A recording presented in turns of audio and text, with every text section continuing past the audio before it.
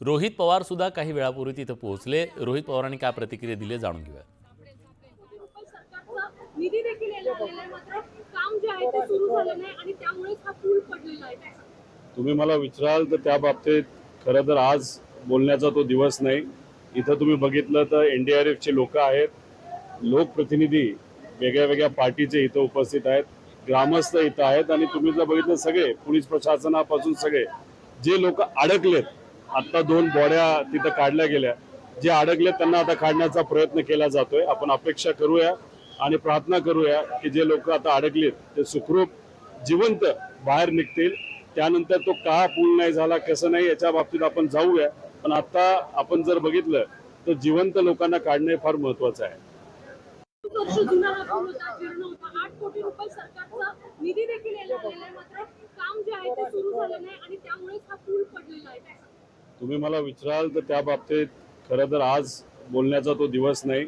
इथं तुम्ही बघितलं तर एनडीआरएफचे लोक आहेत, लोकप्रतिनिधी वेगळ्या वेगळ्या पार्टीचे इथं उपस्थित आहेत, ग्रामस्थ इथं आहेत आणि तुम्ही जर बघितलं सगळे पोलीस प्रशासनापासून सगळे जे लोक अडकलेत, आता 2 बॉड्या तिथं काढल्या गेल्या, जे अडकलेत त्यांना आता काढण्याचा प्रयत्न केला जातोय। आपण अपेक्षा करूया आणि प्रार्थना करूया की जे लोक आता अडकलेत ते सुखरूप जिवंत बाहेर निघतील।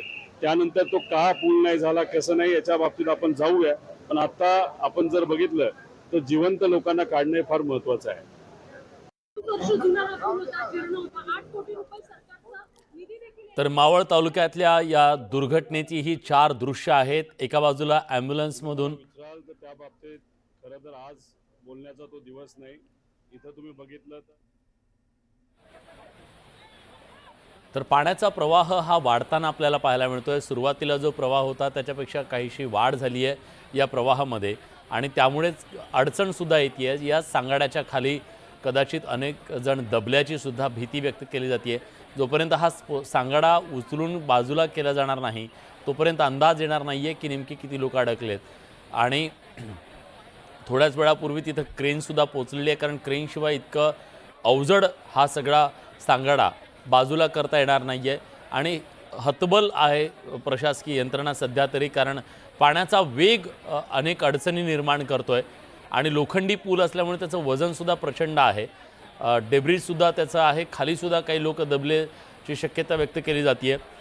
मावळ तालुक्यातली ही अतिशय धक्कादायक घटना तळेगाव दाभाडे शहराजवळची। मावळ तालुक्यामध्ये आज दुपारच्या सुमारास एक दुर्घटना घडलेली। मावळ तालुक्यातील कुंडमळा हा जो पूल आहे, हा पूल कोसळलेला आहे। या पुलाचा सांगाडा आपण पाहू शकता। या सांगाड्याखाली अनेक पर्यटक हे अडकून पडलेले आहेत। आतापर्यंत 38 पर्यटकांना वाचवण्यामध्ये रेस्क्यू टीमला यश आलेले आहे। अजूनही 4 पर्यटक बेपत्ता आहेत, त्यापैकी 2 पर्यटक या सांगाड्याखाली अडकलेले आहेत। आणि जर पाहायला गेलं तर या पुलावर आपण पाहू शकता 2 व्हीलर इथे अडकून पडलेले आहेत। या 2 व्हीलरचं वजन आणि अनेक पर्यटक एकत्र आल्यामुळे हा पूल कोसळल्याचं बोललं जात आहे। तसंही प्रशासनाने या पुलावर येण्यास मज्जाव केला होता, तसे फलकही लावले होते, तरीही अनेक पर्यटक आणि स्थानिक ग्रामस्थ या पुलावर ये जा करत होते। मात्र या पुलाचा जो सांगाडा आज दुपारच्या सुमारास कोसळला, त्यामुळे ही दुर्घटना घडलेली आहे। कारण की आपण जर पाहायला गेलं तर मावळ तालुक्यामध्ये गेल्या 2 ते 3 दिवसापासून मुसळधार पाऊस आहे। या पावसाचं दृश्य कैद करण्यासाठी अनेक पुणे आणि पिंपरी चिंचवड येथील जे पर्यटक आहेत ते या ठिकाणी आले होते आणि ही दुर्घटना घडलेली आहे। गणेश जुडम, न्यूज 18 लोकमत, मावळ। तर मावळ तालुक्यातल्या तळेगाव दाभाडे शहराजवळचं प्रसिद्ध पर्यटन स्थळ कुंडमळा हे इंद्रायणी नदीवरच्या आहे। गणेश जुडम आपल्यासोबत पुन्हा जोडले गेलेले आहेत, आपण त्यांच्याकडे जाऊया। गणेश, आत्ताचे रेस्क्यूचे काय नेमके अपडेट्स आहेत? किती जणांना बाहेर काढलंय? किती जण अजून अडकले असावेत असा अंदाज आहे? विलास, आतापर्यंत 38 लोकांना वाचवण्यामध्ये यश आलेले, तर 4 लोक हे बेपत्ता होते, त्यापैकी 2 जण हे लोखंडी सांगाड्याखाली अडकले होते। त्यापैकी आता एकाला बाहेर काढण्यात यश आलेले, मात्र त्याचा दुर्दैवी मृत्यू झालेला आहे। आपण जर पाहायला गेलं तर या ठिकाणी मोठ्या संख्येने पर्यटक आल्यामुळे या लोखंडी पुलावर, त्यामुळे हा लोखंडी पूल कोसळला।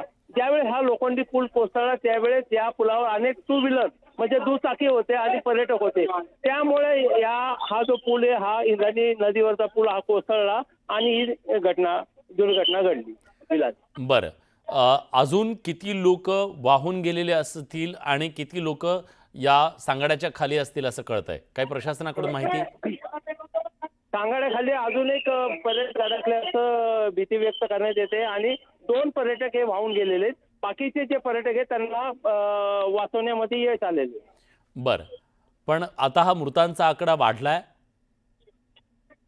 हो, मृतांचा आकडा म्हणजे आता जे रेस्क्यू टीमच्या हिशोबाने त्यांनी जो आकडा सांगितला आतापर्यंत 4 जणांचा मृत्यू झाल्याचं त्यांनी सांगण्यात आलेले. बरं 38 लोकांना वाचवण्यात यश आलेले. बरं, पण तिथं आता पाण्याचा प्रवाह वाढताना दिसतोय, त्याची रेस्क्यू करताना अडचण होतीये सगळ्यांना?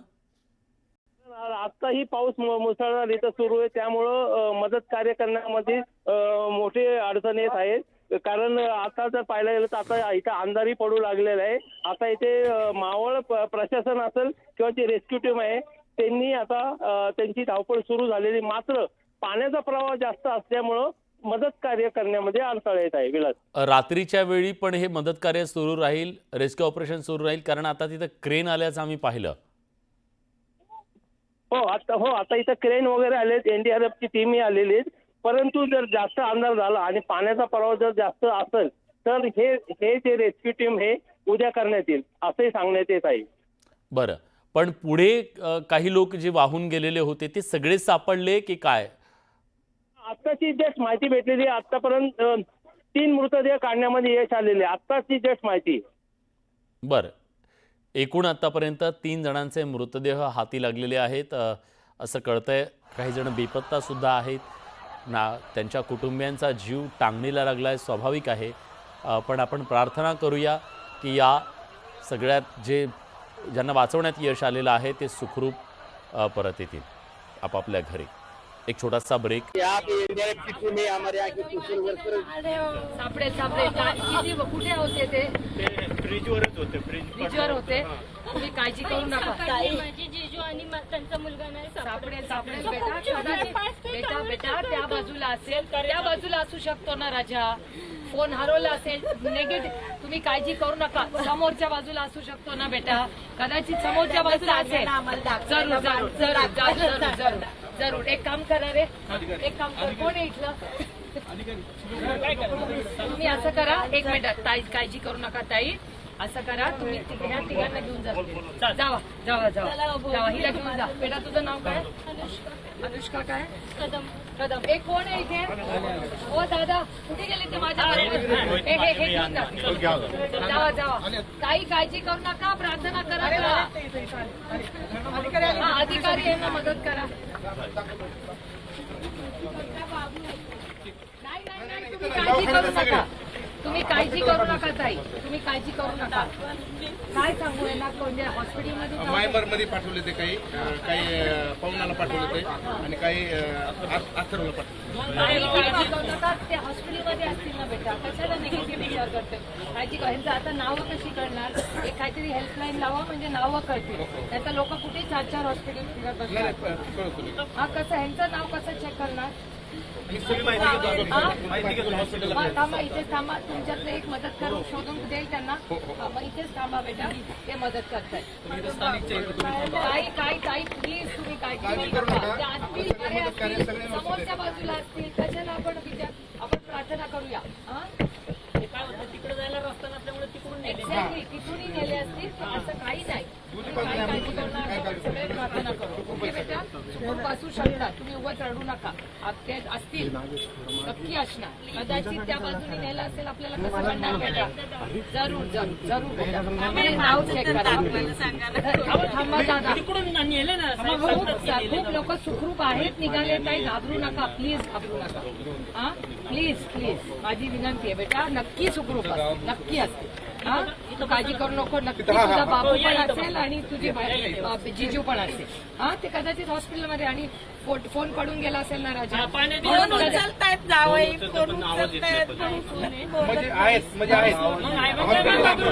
अरे म्हणजे चांगली बातमी आहे. व्हाईस नोटला उचलला नाही, व्हाईस नोटला. नाही, एकदा याचा अर्थ उचलला, फोन वाचतो याचा अर्थ ते सुखरूप ठिकाणी आहे. हा, मी घेतो, नाव घेतो तुमचं. आणि- तुम्ही थांबा, पोलिसांनी लगेच नावाची लगेच आणि नाव, हा. एक सीओना सांगा एक लिस्ट करा, असे लोक किती असतील ते शोधत फिरत असतील, काहीतरी हेल्पलाईन लावून लगेच यंत्रणा लावा. डोंट वरी, ओके बेटा, डोंट वरी. जिजू आणि बेबी बरं असणार, तुम्ही काळजी करू नका, बिलकुल काळजी करू नका. ताई, इकडे तुमचं नाव वगैरे सांगा. तर ज्यांचे आप्त स्वकीय या दुर्घटनेमध्ये सापडलेले आहेत त्यांचा जीव टांगणीला लागलेला आहे. स्वाभाविक आहे की आपल्या कुटुंबियांचा माहिती आपल्याला मिळत नाही आहे म्हटल्यानंतर अपघातात त्यांचं काय झालं आहे याच्याबद्दलची काळजी वाटणं स्वाभाविक आहे.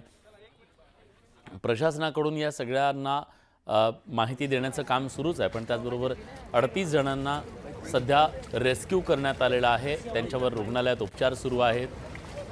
यातले बहुतांश जण जखमी असल्याचं सुद्धा कळतंय. पण आता जे रेस्क्यू ऑपरेशन सुरू आहे ते युद्धपातळीवर केलं जातं. पाण्याचा वेग